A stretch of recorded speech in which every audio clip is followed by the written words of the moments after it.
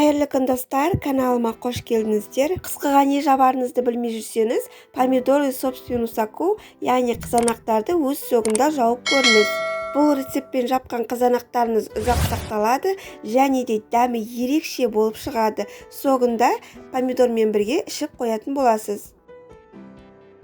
Ол үшін бізге қызанақтар керек болады. Қызанақтарды алдын ала екіге бөліп қойдым. Бірінші тұста қызанақтарым шағын көлемде және қатты болғаны дұрыс. Банкіге жабуға арналған. Ал екінші тұста қызанақтардан қызанақ шырын жасайтын боламыз. Бұған жұмсақ қызанақтар да жарай береді. 2 литрлік банкілерімді алдын ала стерилдеп алдым және шағын қызанақтармен толтыратын боламын.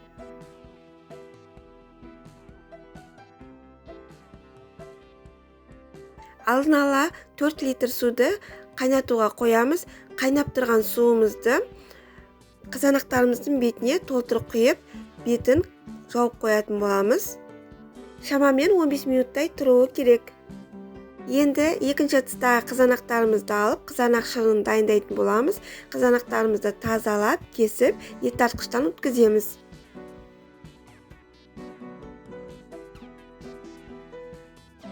Ет тартқышымыздан соғымызды өткізіп алдық. Енді газымызға қайнатуға қоямыз. Банкілеріміздің ішіндегі суды 15 минуттан кейін төгіп тастайтын боламыз. Бұл су керек емес, оның үстіне қайнатылған қызанақ соғын құюымыз керек. Қызанақ шырынын орта отта қайнатамыз және дәмдеуіштерін салып бастаймыз. Ең алдымен 3 лавр жапырағы, 10-15 түйір қара бұрыш, 3 түйір қалампыр саламыз. 1 ас қасық жарым тұз, 4 ас қасық қант салып араластырамыз. Қызанақ шырыны қайнап бастағанда араластыруды ұмытпаймыз және бетіне шыққан көбігін алып тастасақ та болады. 10 минуттай бұрқылдатып қайнататын боламыз. 9% 2 ас қасық уксус құйып араластырамыз. Міне біздің шырынымыз дайын. Жаңа оттан алынған қайнап тұрған қызанақ шырынын қызанағымыздың бетіне банкіміз толғанша құйып шығатын боламыз. Стерилденген қақпағымызбен банкімізді жауып, басып тастайтын боламыз.